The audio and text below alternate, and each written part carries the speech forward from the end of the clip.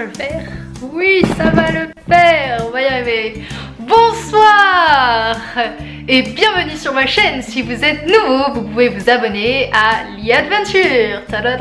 J'ai aussi un compte Instagram et un Facebook. Voilà, c'est fait. Alors aujourd'hui, j'ai sorti la bière et le gâteau au chocolat, car aujourd'hui nous allons célébrer ensemble, mais je vais devoir poser ça, 2 ans en Corée. Yes, chill, wouhou. Tada. Donc du coup j'avais envie de faire un truc avec genre un gâteau, des bougies et en fait j'ai fini le boulot à 22 h. Du coup bah j'ai un briquet et une mousse au chocolat. Voilà, faites la surprise. Mais bon, du coup on va se rouvrir ensemble hein, parce que j'ai envie de célébrer ça quand même. Ça fait 2 ans que je vis en Corée. Alors 1, 2, 3. Joyeux anniversaire, joyeux anniversaire, joyeux anniversaire Léa. 2 ans en Corée, ça se fête. Youhou. La meuf qui est carrément carrée. Donc voilà. Alors du coup bon, je viens de finir le travail, c'est 22 h. Donc voilà, j'avais envie de vous faire en fait un énorme bilan sur ce que ça a été ma vie en Corée depuis 2 ans. Et puis aussi vous partager tout ce que j'ai accompli en fait depuis ces 2 années, parce que au final je me rends compte que j'ai fait énormément de choses. Alors du coup j'ai sorti mon ordinateur où j'ai mes petites notes. En fait c'était écrit en anglais mais bon c'est pas grave. Je suis bilingue, je vais pouvoir lire en diagonale en vous parlant en français. Mais oui bien sûr Léa.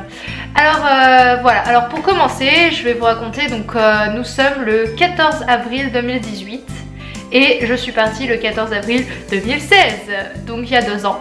Et j'avais pris le train depuis Lyon pour aller à Paris et après j'avais mon avion pour Paris pour aller à Séoul, voilà. Et j'avais trouvé un billet d'avion super pas cher quand même, aller-retour genre à 500 €, du coup voilà. Et la raison pour laquelle je partais en Corée à cette époque là, c'était que je devais valider un stage de 6 mois. Je sais plus combien de semaines c'était, mais c'était un peu moins de 6 mois, mais pour pouvoir valider mon diplôme de bachelor en management du tourisme. Donc en fait j'étais à l'école Subdeco La Rochelle et je devais valider un bachelor, et pour cela en fait on pouvait faire un stage à l'étranger ou en France, mais bon forcément moi qui adore voyager j'avais choisi à l'étranger. Et comme je m'étais déjà rendue plusieurs fois en Corée, j'avais des contacts sur place et du coup j'avais réussi à trouver un stage. Toujours est-il que du coup je suis partie en stage, donc j'avais réussi à signer un stage de genre 6 mois. Et je vous parlerai dans une autre vidéo comment j'ai trouvé mon stage et le destin qui est arrivé pour que je puisse trouver mon stage en Corée, parce que c'était pas si facile que ça. Voilà, et en fait je me souviens, donc c'était le 14, je devais commencer le job, donc je suis arrivée le 15. Ça a pris un jour et en fait je devais commencer mon stage genre le 18, un truc du genre. Donc j'avais le décalage horaire dans la gueule, j'étais pas voilà, mais par contre je devais retrouver des amis sur Séoul. Donc en fait je suis restée 2 jours à Séoul, donc le 15 et le 16 et le 17 non le 16 au soir ou le 17 non ça devait être le 17. J'ai dû prendre le bus pour aller de Séoul à Gwangju, là où était mon stage. Et je me souviens très bien parce que le 16 il y avait en fait la commémoration pour les 2 ans du drame de Sewol. Donc pour ceux qui connaissent pas Sewol, c'est un bateau qui a coulé. Voilà, en fait je vais faire mon étape en chronologique et je pense que ça va être très long les gars. Donc bon, si vous n'êtes pas prêts à m'écouter, c'est pas grave, je comprends. Peut-être que je ferai 2 parties, 2 vidéos, je sais pas, on va voir combien de temps ça va durer. Et ça fait déjà 4 minutes. Bon, et donc du coup voilà, il y avait, je me souviens j'étais allée à Dongdaemun, donc en fait la grande place en fait devant le palais Gyeongbokgung. Et il y avait les membres des familles en fait, qui étaient des gens qui étaient morts dans le ferry, et puis il y avait des sortes de concerts qui étaient organisés pour soutenir les familles. Et à l'époque ce qu'il faut savoir c'est que la présidente Park Geun-hye, donc celle qui a été mise en prison, elle était toujours à la tête du pouvoir. Donc en fait elle essayait qu'il n'y ait pas trop de rébellion, que les gens sachent pas ce qui s'est passé pour le ferry, et voilà, alors que les familles elles voulaient juste savoir ce qui s'était passé et on leur mettait des bâtons dans les roues tout le temps.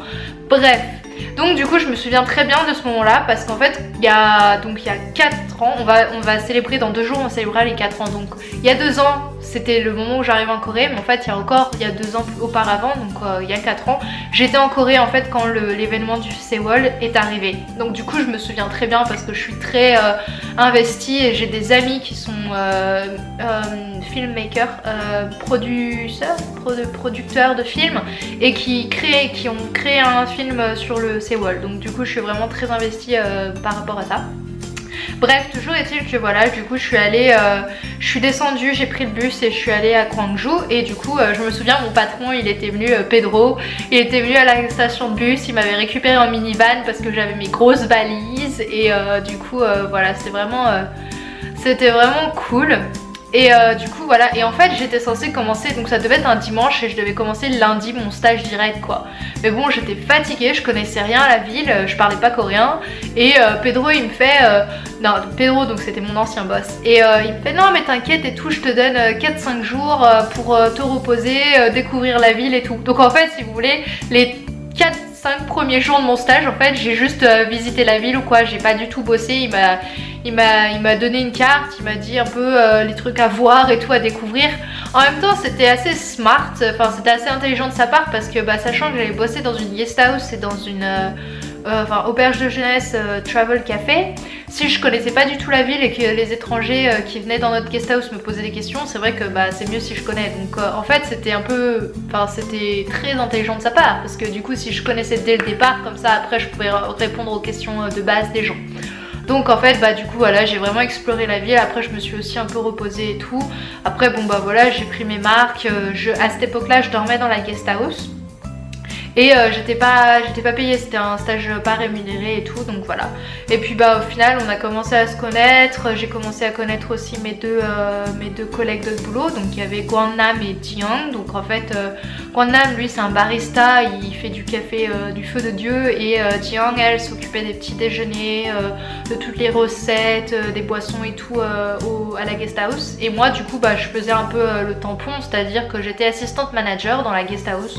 Donc en fait je faisais vraiment plein de choses dans la guest house. Mais bon, je pense que je ferai une vidéo annexe pour vous dire tout ce que ça inclut et ce que j'ai pu faire.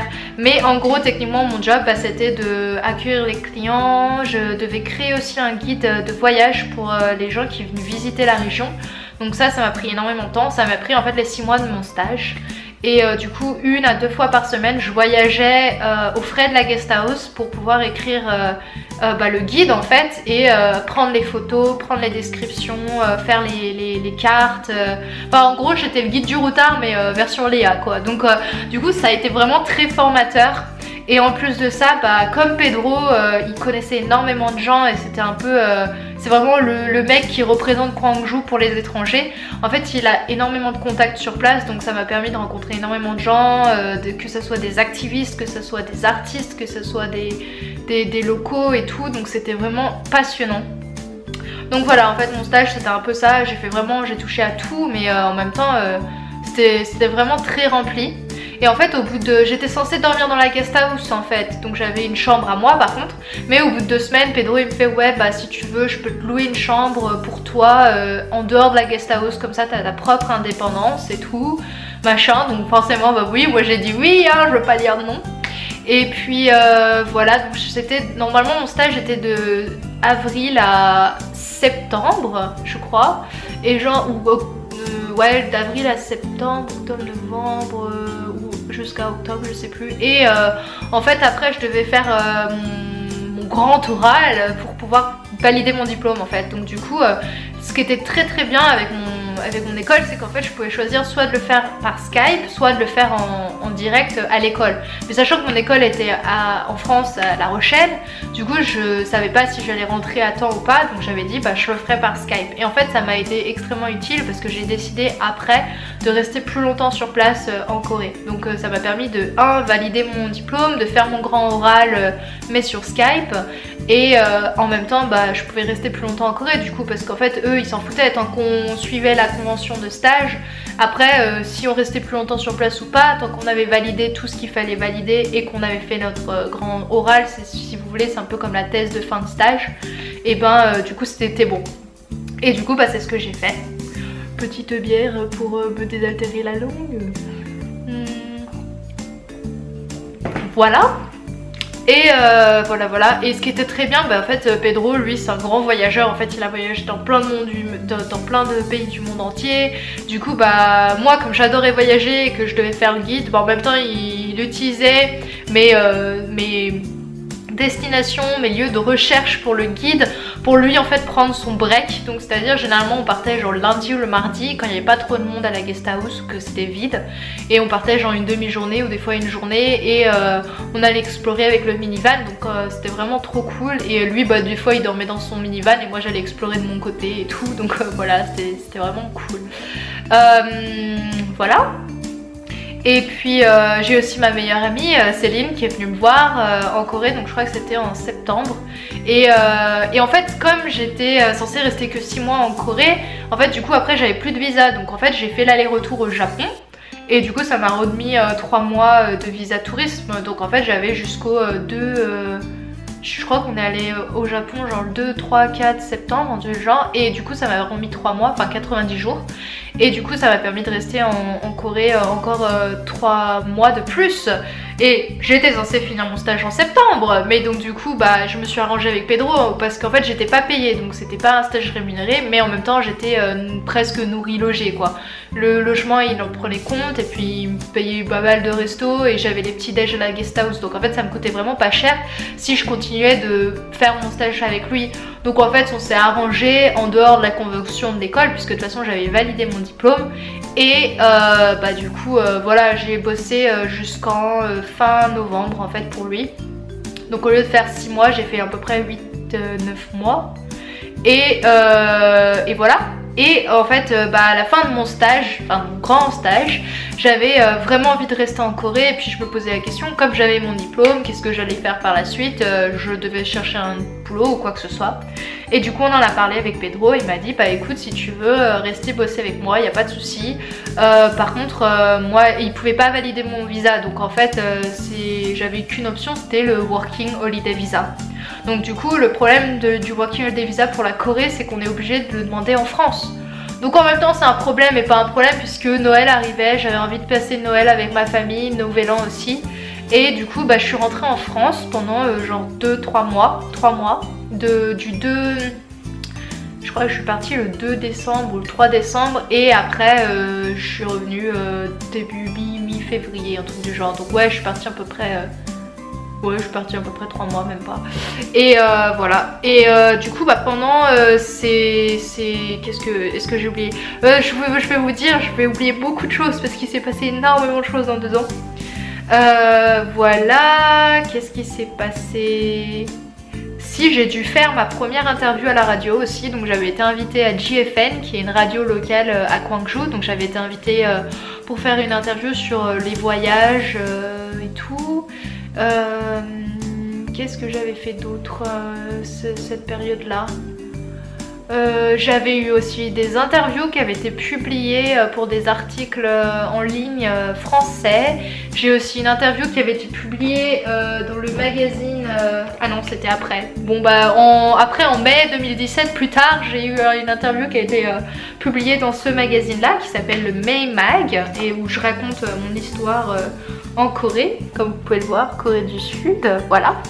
Bon bah ça c'était après. Donc en fait quand je suis rentrée en France, bon bah je suis rentrée, j'ai fait Noël, Nouvel An. Après en janvier j'ai trouvé un aller-retour Lyon-Rome à 60 €. Du coup je suis allée pendant une semaine à Rome. Et j'avais une amie de Corée, Tommy, qui en fait avait loué un appartement pendant 1 mois Airbnb. Du coup bah j'ai passé une semaine à Rome, genre pour même pas 200 €. Donc c'était vraiment trop bien. On était situé en plein centre de Rome, et voilà. Et en même temps... je reçois un coup de fil de mon école, parce qu'en fait si vous voulez, quand j'avais passé, donc on avait passé les oraux pour le bachelor en management du tourisme, c'était en octobre. Ils nous disaient si on avait validé notre diplôme ou pas, genre en novembre, décembre, mais par contre la remise du diplôme c'était en février. Le truc c'est que moi du coup je savais pas si j'allais être en France en février ou pas, parce que je comptais repartir en Corée et recommencer à travailler. Donc du coup voilà. Et puis là je reçois un coup de fil, c'était genre 2 semaines avant que je parte en Corée. Et je reçois un coup de fil de l'école, et ils me font oui vous êtes bien les amoureux. Donc je dis bah oui. Et bon bah félicitations, vous êtes majeur de promo. Donc en fait j'étais là, ah d'accord. Et donc du coup ils voulaient que je fasse le speech pour la cérémonie des diplômes. Donc du coup je devais faire ça, je devais préparer mon speech pour la remise des diplômes. Je devais faire ma demande de visa, Working Holiday Visa, et je la faisais genre 2 semaines avant que je partais. Donc fallait que je monte à Paris. Et ma remise de diplôme elle était à La Rochelle. Et après il fallait que je retourne aller voir mes grands-parents qui habitaient à Poitiers. Donc du coup j'ai fait Lyon, Paris, La Rochelle, Poitiers, Paris pour récupérer mon passeport avec mon visa. Après Paris, Lyon, et genre une semaine plus tard c'est bon, je prenais mon avion et je repartais en Corée. Donc voilà, c'est comme ça que ça fait.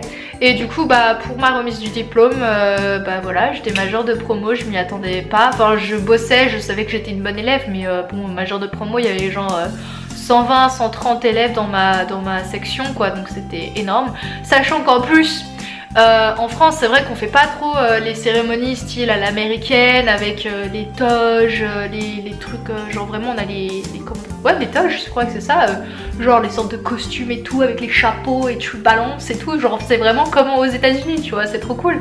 Mais le truc c'est que les speeches, mais il n'y a pas de speech en France d'habitude, tu sais, tu récupères juste ton diplôme et voilà, merci beaucoup. Alors que du coup moi je m'étais dit ah bah génial le speech, je vais regarder sur internet, prendre des inspirations et tout, mais en fait il y avait qu'un seul mec qui avait fait un speech et qui l'avait mis en ligne.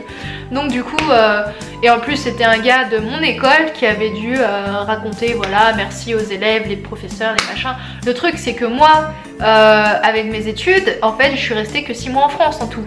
Pendant les 3 ans d'études je suis restée que 6 mois en France, 6 mois à La Rochelle. Donc en fait bah, c'était un peu compliqué de dire merci aux professeurs ou aux élèves parce qu'au final il y avait très peu de gens dont je me souvenais ou que j'avais vraiment créé des liens forts. Enfin je dis pas que j'ai pas créé des liens avec certains élèves, mais c'est juste que voilà je savais pas trop quoi raconter. Et c'est un peu difficile quand on est major promo parce qu'on est censé quand même représenter la section, l'année et les élèves en général. Et du coup bah, je savais pas trop quoi dire, enfin j'allais pas dire merci beaucoup je vous représente tous, alors que non je les représente pas du tout parce que ma scolarité a totalement été différente de la leur.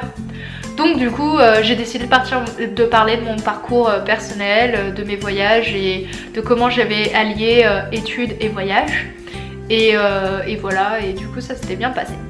Donc voilà, et là du coup je vais vous dire, je vais vous parler de mon expérience en Working Holiday Visa en Corée. Sachant que je ferai une autre vidéo pour vous parler plus spécifiquement vraiment de tout ce que j'ai fait. Mais du coup bah, en février je suis revenue en Corée. Et là j'avais besoin de regarder mon ordinateur parce que j'ai plein trop de trucs à raconter. Voilà, et je suis arrivée, ah non je suis arrivée en fait I left to Korea. Ah oui, je suis arrivée le 23 février. Et après le 25 et le 26, genre 2 jours après que je suis arrivée, j'avais la tête dans le cul. Et en plus il faisait super froid en Corée. Parce que bon l'hiver il fait froid. Et du coup j'avais des potes coréens qui m'ont invité à aller à Pyeongchang. Donc en fait ce qu'il faut savoir c'était que c'était bah, genre pile 1 an avant les JO. Donc en fait j'ai une amie coréenne qui s'occupe de promouvoir les JO et tout. Donc du coup on est allé là-bas pour faire des vidéos, des articles. Elle devait interviewer pour écrire un livre en fait sur le tourisme avant les JO. Et du coup on a fait du ski et tout et on a été invités et ça nous a vraiment coûté que dalle quoi parce qu'on a rencontré plein de gens. On a même été invités aux entraînements de, comment t'appelles ça, curling. Ouais, attends c'est curling. Le truc avec le balai et tu pousses. C'est le curling je crois. Voilà donc du coup c'était vraiment super bah, c'était une super expérience en fait. Et après du coup je suis retournée en mars, je suis descendue à Gwangju et là en fait mon patron il était à Cuba à ce moment là, donc du coup j'ai dû l'attendre quelques jours. Et après bah du coup j'ai recommencé à bosser en tant qu'assistante manager à la guest house. Mais par contre cette fois j'étais payée, donc j'avais le Working Holiday Visa, donc ça me permettait d'avoir un salaire. Et par contre j'avais toujours les mêmes avantages, c'était que j'étais logée et nourrie. Donc en fait bah c'était encore mieux qu'avant parce que du coup j'avais pas... Puis par contre ce qui était bien c'est qu'avant en fait quand j'étais stagiaire, bah comme j'étais encore étudiante j'avais ma bourse. Donc en fait ça m'a permis de survivre en Corée. Mais là comme du coup j'étais plus étudiante, j'avais plus de bourse. Donc là bah, après j'ai eu mon salaire donc ça va. Après c'était pas énorme hein, mais bon ça me permettait de vivre et voilà c'était vraiment pas énorme mais ça allait. Et du coup bah, j'étais super contente de retrouver mes collègues, la maman de Pedro, voilà. Et le 10 mars ça a été le moment où en fait la présidente Park Geun-hye, elle a été virée du pouvoir en fait, et du coup après elle a été emprisonnée, et après bah là du coup elle a eu son procès, et là la semaine dernière ça s'est tombé, et normalement elle devrait avoir 24 ans de prison. Mais bon, hein, on va voir comment ça évolue, parce que généralement les présidents ou les gens qui sont pleins de corruption, ils sortent après quelques années, donc voilà. Mais bon, toujours est-il qu'en fait du coup j'ai vu toute l'évolution en fait, parce que ce qu'il faut savoir c'est que la première année, donc quand j'étais en stage, à partir de genre, c'était quand? C'était à partir de octobre-novembre, les gens ils ont commencé à manifester dans les rues pour pouvoir virer la présidente, parce qu'il y a eu une gros scandale de corruption. J'avais déjà fait une vidéo avant, donc si vous regardez dans ma chaîne YouTube, vous pouvez voir les explications, et c'était le moment où en fait les gens ils manifestaient.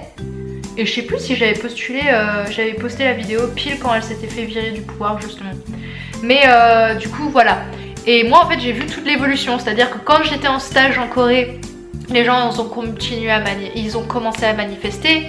Il y avait plus de 500, il y avait plus d'1 million de personnes dans les rues de partout, même devant la Tour Eiffel à Paris, à Sydney, j'avais une pote, elle manifestait. C'était vraiment un événement mondial, en fait tous les gens ils en avaient eu ras-le-bol de cette corruption globale du gouvernement, et du coup ils voulaient vraiment reprendre leur pouvoir, leur liberté. Et ils y sont arrivés. Mais en fait ce qui était fou c'était que du coup moi je suis partie en France pour refaire ma demande de working holiday visa, et les gens ils étaient en train de manifester en plein dans la rue tous les week-ends dans le froid, il faisait moins 10, moins 15, moins 20 dehors. Et moi quand je suis revenue en février, bah c'était la fin en fait, c'était genre vraiment tout le monde continuait à manifester, donc ça faisait des mois et des mois. Et le 10 mars, bam, la présidente elle a été virée quoi, enfin elle a été virée, puis après elle a été emprisonnée, et après elle a eu son procès machin truc. Donc c'était vraiment très fort en fait de pouvoir vivre ça, et j'avais plein d'amis coréens, et puis j'ai suivi toute l'histoire en fait, et depuis le départ, puisque déjà presque, bah c'était quand? C'était l'année dernière, donc 3 ans auparavant, j'étais là quand il y a eu l'histoire du Sewol en fait, donc du coup j'en avais déjà parlé avec des coréens, et bon en fait le Sewol ça a été la goutte de trop qui a fait déborder le vase, mais n'empêche qu'il y a eu plein de trucs qui se sont passés après, qui aurait pas dû se passer. Voilà, bon bref, très longue histoire. Et du coup en fait après, du coup comme je suis rentrée à Gwangju, j'ai recontacté la radio, du coup j'ai pu être réinterviewée, et plusieurs fois, et après en fait j'ai créé notre nouvelle chaîne YouTube qui s'appelle Jola Go. Donc ce qu'il faut savoir c'est que Gwangju c'est situé dans la province de Jeolla, et en fait Jeonla, en fait ça s'écrit Jeonla, mais en fait Gwangju c'est dans Jeollanam-do, donc dans la province, en fait c'est une grosse, c'est un peu comme la région Rhône-Alpes si vous voulez, vous avez sud-nord, ouais ça se dit bien, et du coup vous avez Jeollanam-do et Jeollabuk-do, et en fait du coup moi j'avais déjà créé le guide touristique sur toute la province en fait de Jeolla, et du coup j'avais envie non pas de faire quelque chose en version écrite, mais en version manuscrite, mais j'avais envie de faire quelque chose en mode vidéo en fait. Donc du coup j'ai proposé ce nouveau format à Pedro, et du coup il a kiffé, et du coup on a créé notre chaîne YouTube qui s'appelait Jola Go. Et donc du coup bah, une fois par semaine, pareil, au lieu d'écrire le guide de voyage, et ben une fois par semaine ou une fois toutes les 2 semaines quand on n'avait pas trop le temps, et ben j'allais explorer de nouvelles régions dans la province de Jeolla, et je faisais des vidéos sur ça, ou sur des festivals. On a été invité aussi par le parc aquatique de Yeosu, donc ça c'était sponsorisé, enfin en fait on n'a rien gagné, mais ils nous ont payé les places, donc on s'est bien amusé dans le parc aquatique, voilà. J'ai été allée avec mon cousin, donc c'était cool, voilà. Et ensuite en avril, qu'est-ce qui s'est passé?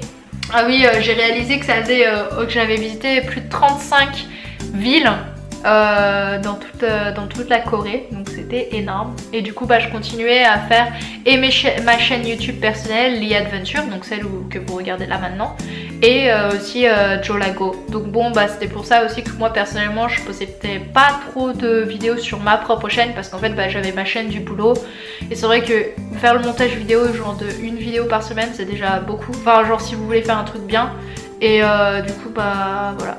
Je sais que mes vidéos ne sont pas d'une qualité, voilà, mais bon. Et qu'est-ce qui s'est passé? Oui voilà, donc après en avril, bon bah il y a eu le 3e anniversaire du Sewol.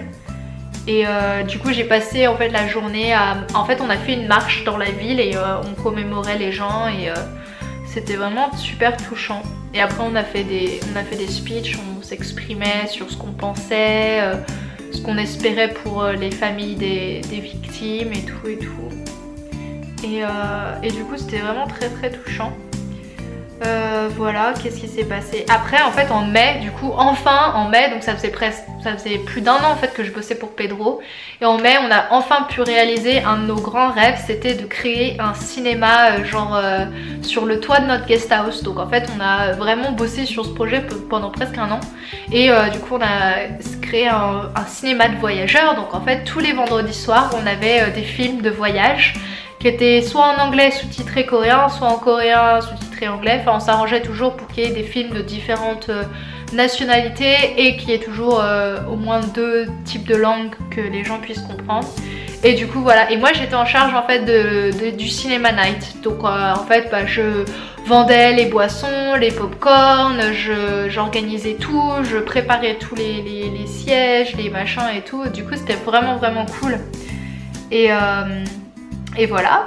Ensuite, voilà, donc après il y a eu la publication de ce magazine où j'étais dedans.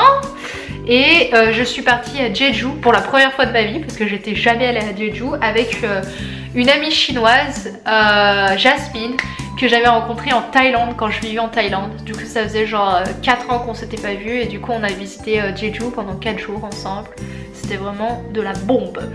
Et après en mai, le 20 mai, j'ai été acceptée parce qu'en fait il y avait une compétition en ligne organisée par l'Office du tourisme de Séoul, Hot to Seoul, qui est un organisme privé, Share House, et c'était quoi le dernier, One More Trip. Donc One More Trip c'était une plateforme en ligne où vous pouvez réserver des tours et des activités généralement moins chères avec des pourcentages, des discounts. Et du coup ils organisaient une grosse sélection pour pouvoir être représentatif de cette mission en fait, qui était de créer des vidéos de promotion pour la ville de Séoul ou pour le tourisme en Corée en général. Du coup on était plus de genre 150, 190 personnes, je sais plus combien, de plus de 100 personnes qui avaient postulé, et il y avait que 8 personnes sélectionnées, ou team sélectionné, et du coup j'en ai fait partie.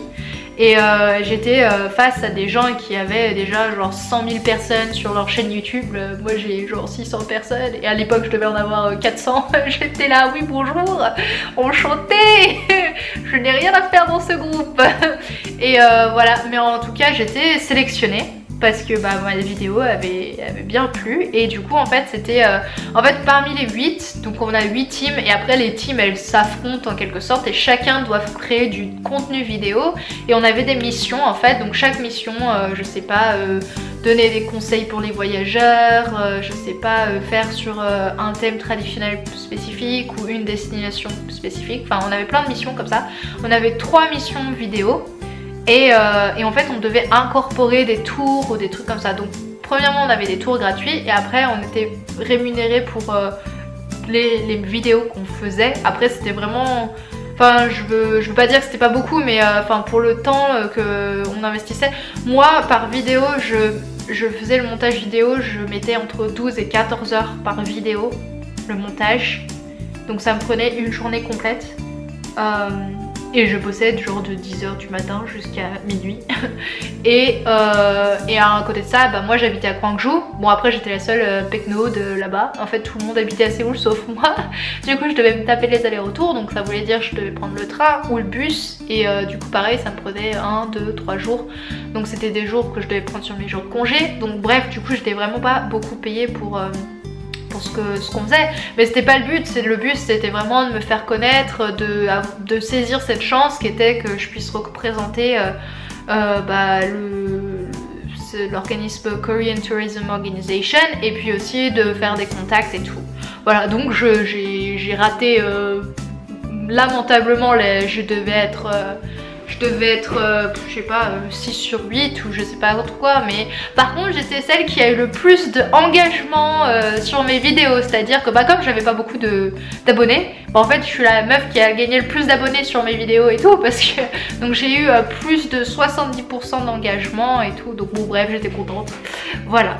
Mais même si j'ai pas, même en fait si j'ai pas gagné le concours, parce qu'en fait ils choisissaient un top 3, bon bah j'étais peut-être top 5, top 6, en fait ils ont jamais dit combien on était sur le top, en fait tant que t'es pas dans le top 3 après t'es out quoi, mais par contre du coup moi j'étais allée les voir et tout et je leur avais dit ah ça va couper. Bon bah je pense que je ferai une partie 2